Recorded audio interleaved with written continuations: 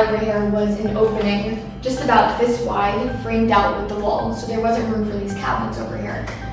This area is structural. We did have to keep it, but the return wall extending out was demolished and we put cabinets, base cabinets here instead. There was also a return wall extending from here, which is now the side of the refrigerator panel, so we gained about 4 inches. There's hardwood flooring throughout the unit, but we went ahead and put tile in the kitchen as per the client's request. And you'll notice that it's a very seamless transition from tile to hardwood. We just went ahead and put a very thin metal edge trim to finish the edge of the tile. In terms of the layout, we did switch things up a little bit. The plumbing is in the same location. We have the sink over here, a panel-ready dishwasher to the right of it. But instead of keeping the refrigerator over here, which really made the space feel small since that's a tall unit, we continued the countertop, relocated the gas and cooktop over here. I went ahead and put the fridge along with another tall cabinet on this L-shaped area. So you have all tall and all backsplash, which really open up the space. When you're looking at appliances, you'll see stainless steel, such as this built-in oven, this cooktop, it's all metal. But when it comes to panel-ready appliances, such as this dishwasher and refrigerator, what we do is we cover the face of the appliance with the same material as the cabinet door. So that makes it look a lot more seamless and integrated. It's almost as though there's another cabinet right next to the sink. The refrigerator and freezer are panel ready as well. So again, this is the same material used for the cabinet doors, but we just went ahead and covered the appliance doors with that panel so that everything's really nice and integrated. And if you're looking at these cabinets, you're probably wondering, where are the handles? These are actually handleless cabinets. So we've got a combination of different openings as opposed to handles used throughout. On the wall cabinets, we have push to open. So there's a mechanism built into the cabinet door that releases on a latch, and you can go ahead and open from there. Another one is 45-degree cut. So we use that on the dishwasher door over here. The panel itself is cut at an angle. You dip your finger into that angled edge in order to open the door. And then on the island, we have C channels, which I'm going to go ahead and show you.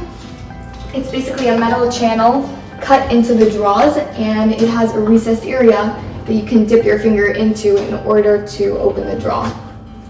This area of the ceiling over here had to remain a drop-down ceiling to soften it, and because of that, we couldn't continue the cabinets all the way to the ceiling. But if we had left a space above the cabinets, that would have been a dust trap. Over time, dust and dirt would have accumulated up there. It would have been very inconvenient. So instead, what we did is we went ahead and got a panel cut to size in the same material as the cabinet doors, and that was fitted flush with the doors above both of these areas. So you'll notice that if I were to open these doors, they open up to the height of where you need clearance for the light fixture, and then there's again that panel on top, just so that there isn't an open gap above the cabinets where dust can accumulate. This is an apartment-sized kitchen. The client's main goal when selecting finishes was making the space feel bigger. So the way she achieved that is by opting for light finishes, in this case white throughout, and also opting for brighter finishes. So for example, the countertop is polished, the backsplash, which is the same stone as the countertop, is also polished. The cabinets, while they are matte, are very soft and subtle, so this natural light that's coming in is able to bounce off of all of those finishes. And then the same for the sink. She opted for a white fireplace sink as opposed to stainless steel, just to keep this really nice and seamless. Considering this is an apartment-sized kitchen, the client's objective when choosing finishes was to make the space feel as big as possible. So she didn't want any dark colors or any bright patterns. So starting off with the floor tiles, she went with this really subtle gray and white calacatta. Then for the cabinets, they're a flat door style with no hardware, so again, really clean, simple.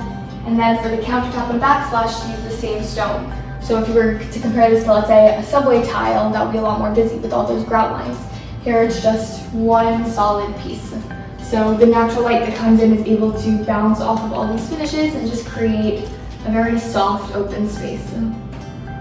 One design choice that the client made for the space was to not extend the countertop into an island overhang for bar stool seating on the back of the peninsula. And the reason for that was it's already extending out of the kitchen area. She didn't want to take up more of the space outside of the kitchen, which also has room for a sit-down dining room table right next to the space.